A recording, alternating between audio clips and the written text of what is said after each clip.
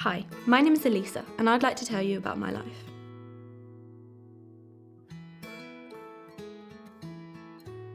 I spent the first decade of my life in Canada. Growing up, I was surrounded by people who loved Jesus. My grandparents, aunts, uncles, mum, basically everyone I was with, so I learned about God and who he was as a child. My mum remarried a British man when I was 9, and so we moved to England and I started going to school. Going into my teen years, I started seriously reconsidering this whole God thing. I'd seen amazing things happen on mission trips and youth camps, and so it wasn't that I didn't believe in God. I had to believe after what I'd seen, but I just didn't care.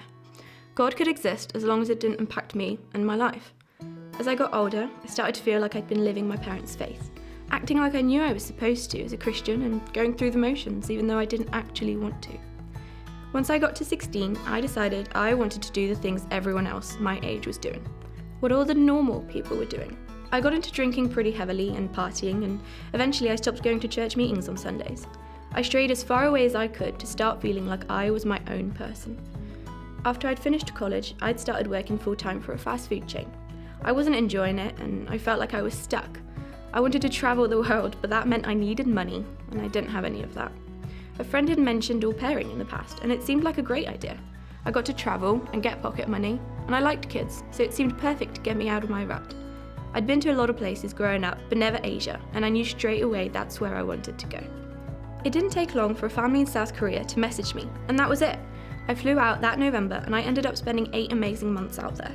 Away from my family, I could pretend that God didn't matter in my life. I could focus on teaching English as a second language, and I could travel, and I honestly didn't give much thought to God at all, which is what I thought I wanted. Coming back to Taunton was a stark contrast. I couldn't focus on myself as I'd been doing. I felt low, I had no job, and I felt like I had no purpose anymore. All the things I'd been running away from in Korea came back when I returned. I couldn't ignore God like I'd been doing. He was everywhere I looked. At this point, I felt like all I could do was turn back to what I'd known all my life. I started watching the Living Light live streams. Eventually, I joined a home group. I was actively seeking God out for myself for the first time in my life. And once I'd made that first step, it was so easy for him to change my life completely. I thought there was supposed to be one pivotal moment in my life to convince me I needed God. But for me, it wasn't like that. It was gradual. It was being open for the first time that there was more to life than what I'd thought. Shortly after I'd become open to seek him, my parents moved away, and I chose to stay in Taunton. At this point, I had to make a decision.